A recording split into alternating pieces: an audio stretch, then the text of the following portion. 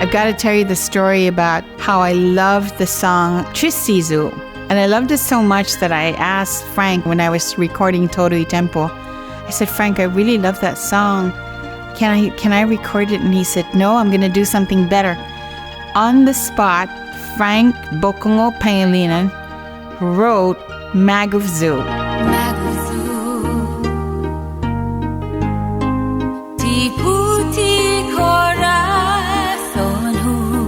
Magof Yu means I am happy, because basically it's a turnaround. It's like a healing of a relationship.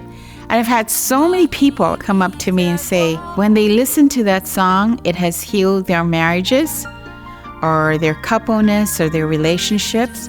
I love the fact that it sounds like the ocean. I love the ocean. I'm a Melissa girl. I love the ocean. I love the sand.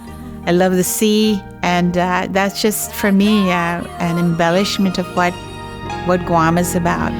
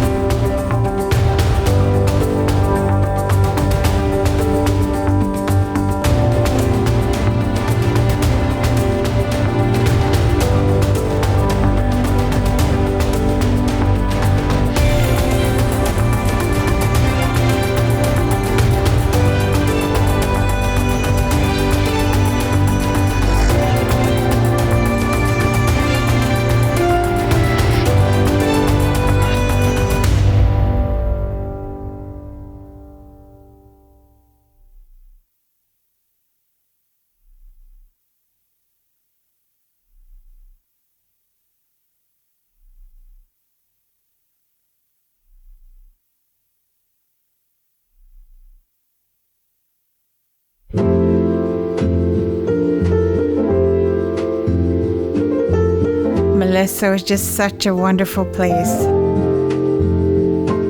I grew up there with my parents, of course, and my grandparents. I grew up and I took turns staying at their houses because I was the first granddaughter. My father was a policeman here in Saina, and then my grandmother was a teta, so it was our responsibility to open the church. As a matter of fact, I remember going to the novenas with her, and she would teach me how to pray and sing in Chamorro, and that was part of what I grew up with.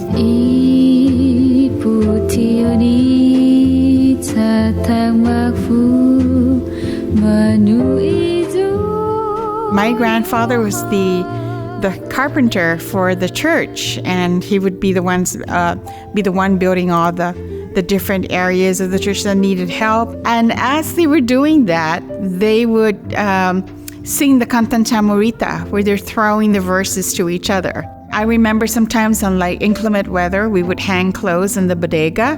People would play the guitar and sing their songs. So that's how I became familiar with Iputian.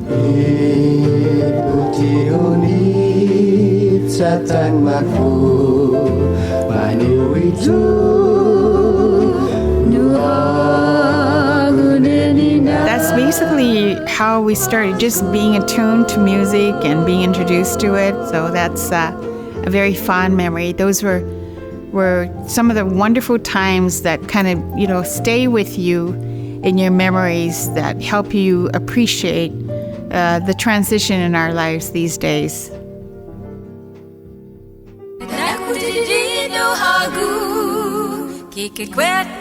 Singing was just an evolutionary part of my life.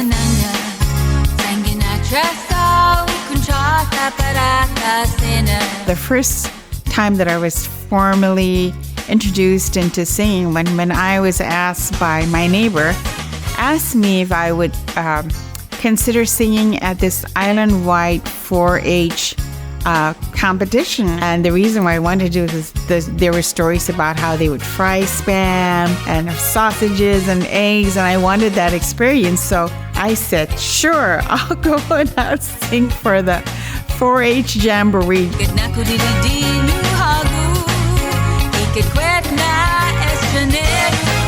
At the time when I was going to St. Jude, there were a group of us that liked to sing. We get together, play the piano, and just learn to harmonize songs. So we were called the Judettes because we were from St. Jude. And then some of us, when we moved to the academy, we started to just play the guitar, sing. Then at the time, Father Joe St. Augustine would teach us these songs. Honestly, I think that's how the Song Fest for the academy started.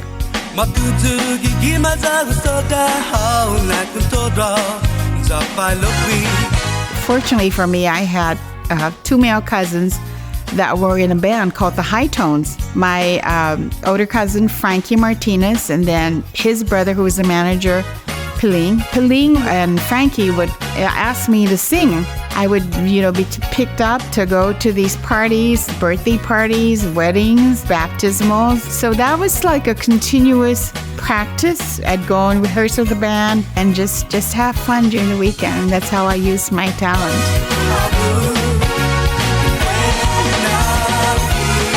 If I were to give advice to my younger self, I would just say, have fun, live life. You don't have to be so conservative, but just have fun. Let go.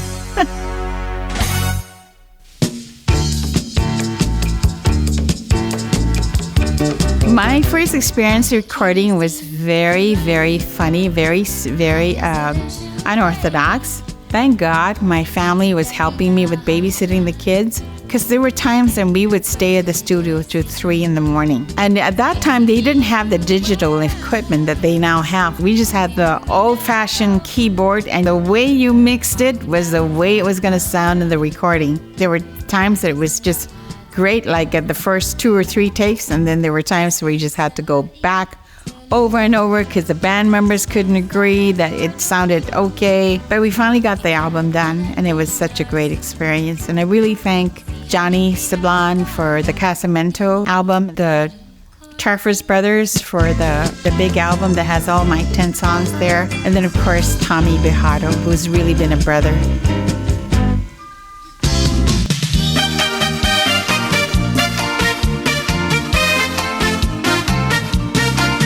What I really liked about the music scene at the time is that with those of us that spoke Chamorro, we really spoke the hardcore Chamorro language.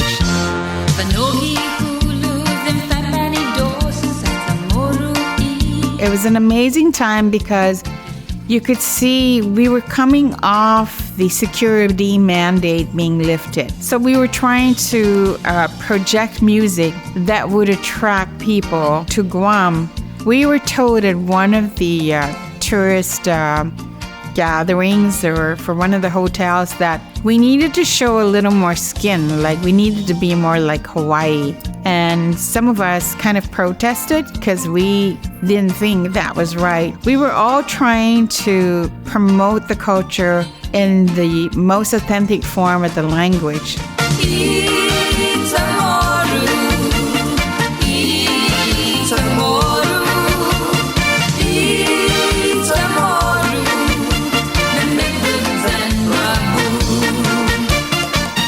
For those that want to perpetuate their music, I think what's important is letting people know that this is your music, this is the type of genre that you have, whether you're a male or female, just to be yourself. Respect yourself, love yourself, give what you can, but also allow yourself to take care of yourself before you take care of anybody else.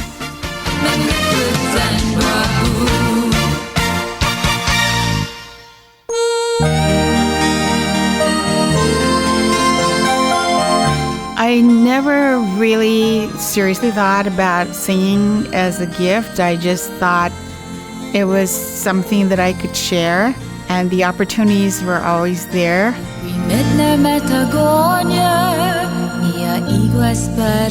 The idea is to embellish the joy that people feel when you share that gift of singing, and most especially when they're sharing it with you, when they're singing with you.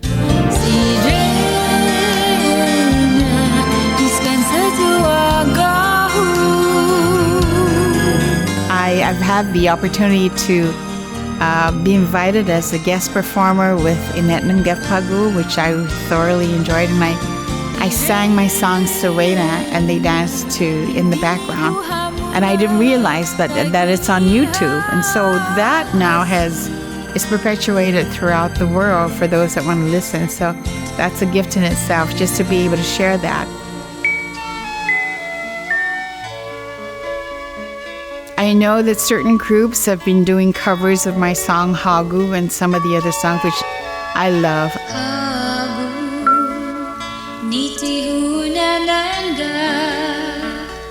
My song Hågu was written by my sister Janice. It's really a song about unrequited love. She wrote that song because she had a crush on one of her classmates at school, and to this day, that person never found out that song was about him. What's beautiful about the song is that it's a universal song. It touches my heart that so many people want to re-record it and sing it.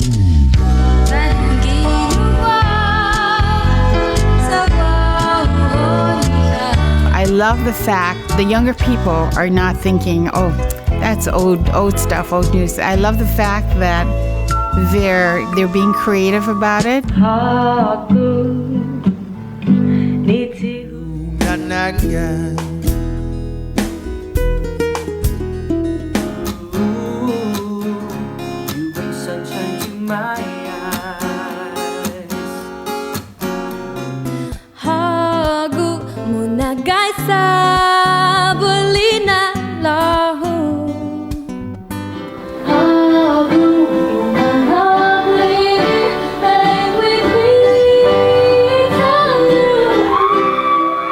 You know, if you love to sing, just sing. Turn the radio on, sing. Play some kind of music, because music is such a beautiful outlet, especially for teenagers going through a transitional time, or for anybody for that matter. Write what you're feeling, and you can eventually turn it into music. You just never know. You impact people whether you want to or not. Find the beauty, find the love in what you're doing.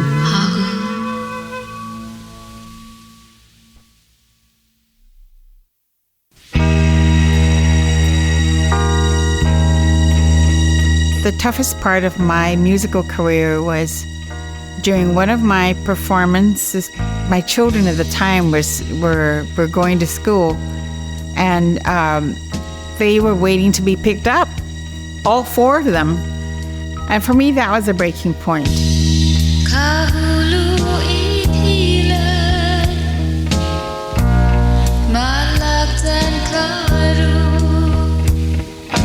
I had to choose between my career as a musician, as a professional musician, and being the mother. They needed my time, they needed my love, they needed my attention, and I didn't need to be all over the place. People don't know this, but this is my belief, this is my philosophy. You're going to perform, and you're going to perform well. For every hour that you are on that stage, you need 24 hours of rehearsal. Whether it's your music, your choreography, your script, you just need to be disciplined enough to say, okay, the 1 hour that I'm going to give to the public, I'm going to practice 24 hours, even if it's just an hour a day. And I wasn't in a position to do that anymore. In this day and age, we forget that the mother, the wife, is really the heart of the family. And we have to allow our significant other to be the head of the household. That's how my grandmothers taught me, that's how my mother taught me, and that's how I continue to try to teach my children. My focus had to shift to being the mother, being the wife, being the nurturer of my household. But you have to have a sense of balance, and only you can create that balance. And for me, I had to basically focus on what was most important. I was nurturing my 4 children. I needed to be there for them, be there when it's time to pick them up, be there to feed them, be there to put them to bed in time. Priority for me as family has always been and will always be.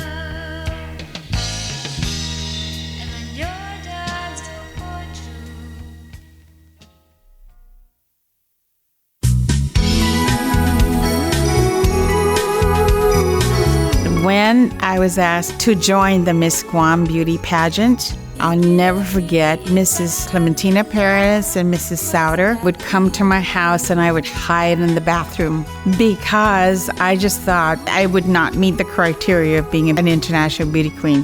One, I love to swim. That's being part of the Malesso girl. I love to swim, and my dad used to tease me because I became so dark. I went from chocolate to fudge. I just think there was no way I was going to make Miss Guam. I was going to be competing with all these beautiful, tall, half Caucasian, half Chamorro type women. And when they finally convinced me, I don't know what it was that convinced me to finally join.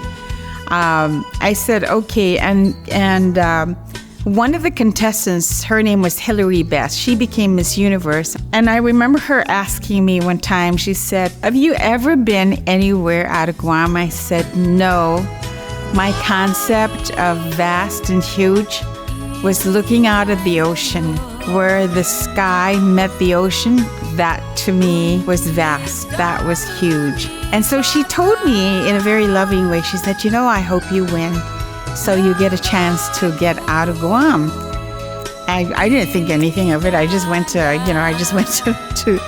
sleep and didn't think anything of it. So at that time, they were building the Citibank office, and the panel of judges asked me what was being built, and I really attribute my love for reading the paper and for anything to my parents, because one of the things that my parents had stressed was academics. One of the things that comes with academic excellence is, of course, reading and being aware of your surroundings. When I was asked by the panel of judges what building was being built, they were surprised that I knew the answer. And then the other thing that I was asked to do was to accompany myself and to sing a song. So the only song I remembered was Leaving on a Jet Plane. I think all that combined helped me garner the title of being Miss Asia. And I've not really told this to anybody. My mother had a dream that I would become an international beauty queen when I was younger. And she never really told me until after the fact.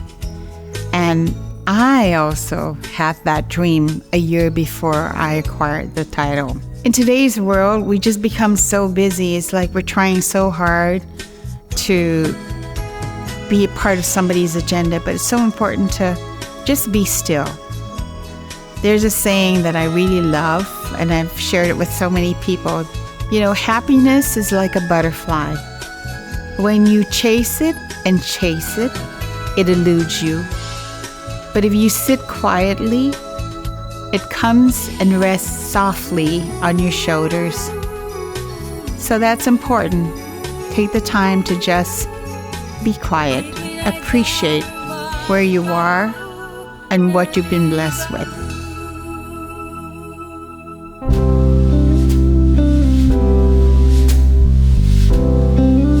I was very, very blessed, not only by the Mercy Sisters, the Capuchin Friars, but also the Franciscan Sisters. And I had one teacher. She was my second grade teacher. I'll never forget her. Her name was Sister Ptata. And it's because of her that I really, truly believe in guardian angels. And I'll never forget how she told me about how you always have your guardian angel, to the point where sometimes I'll save a little space for my guardian angel, and I up to now, even like for parking spaces, I'll pray to my guardian angel to find me a parking space. But Sister Ptata was one of those teachers that would give you these pithy sayings, or these sayings that you remember.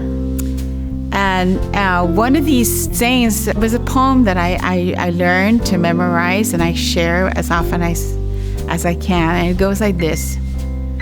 Through this tiresome world, alas, once and only once I pass. If a kindness I may do, if a good deed I may show, let me do it while I can.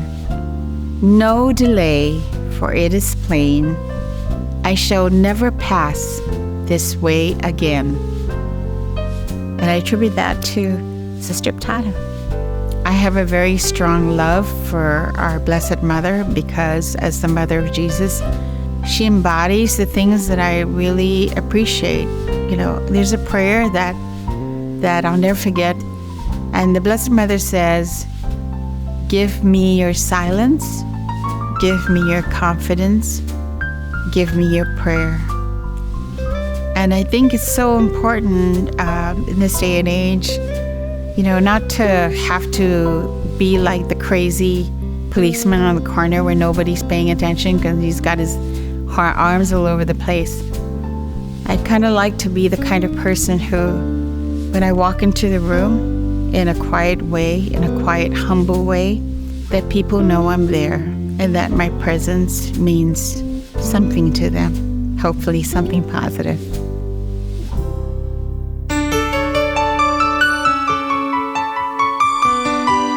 What inspires me today is a sense of well-being, not just physically, but also mentally, emotionally, and most importantly, having a sense of balance. You know, we can't be everything for everybody. What's important is just being yourself and being who you are in the moment and enjoying it. You know, one of the things I really love about the people of Guam and Micronesia is that we really have a good sense of hearing. And it's part of being Austronesian. It's part of having the gift of seeing the ocean and the way the palm trees move. You know, that kind of gives us a sense of rhythm, a sense of beat. You know, that we have that gift than a lot of people, you know, throughout the world. That makes us attractive. You know, it's not just the actual movement. It's the heart, it's the mind, all combined.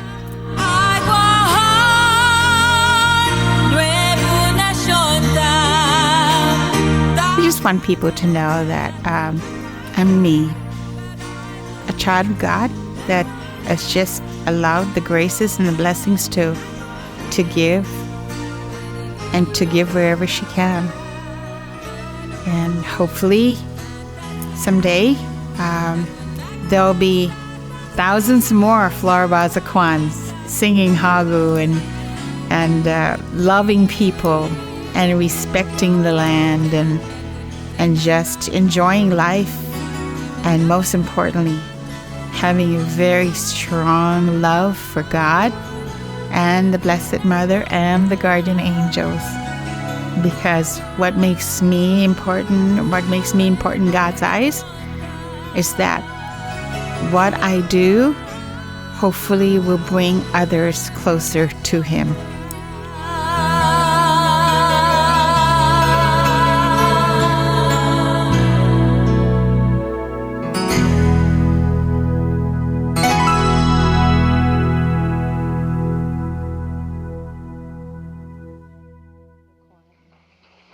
Thank you, Ruby. Thank you, Ruby.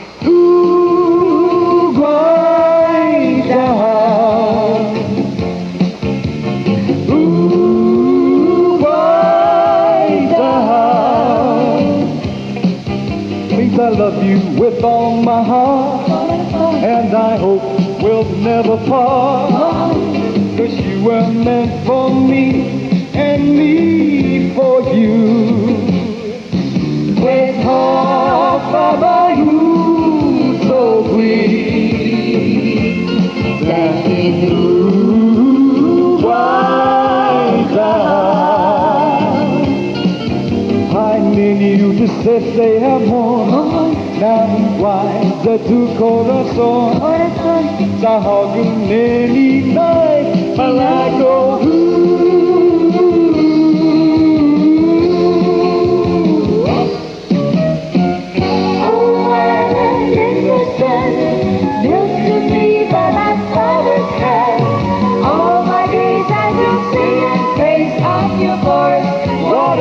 Shining sun. This is our island in the sun, where our people have toiled since time begun. Well, I've been to a many a sea, but this will always be home to me. Well now, oh island in the sun, will to me I will sing and praise of your voice. What is your shining sun? Hey. Zuma tinuin lisi Kena hapa inasomu Malaguha, umotsu klase, Lotamoru, Hirasamu. Nanamu Sensamoru Sita Tamu Tumalu Hafanaparon Americanu Ko Asanha Hågu Palabra and un pronuncia, un usa y valida. Necesita un para Palawan Hansio que baba. Well, Munazuma tinuin lisi Kena hapa inasomu Malaguha, umotsu klase, Lotamoru, Hirasamu. Lotamoru, Hirasamu. Chamorro, ha! Thank you. Thank you. Suzumashi. Suzumashi.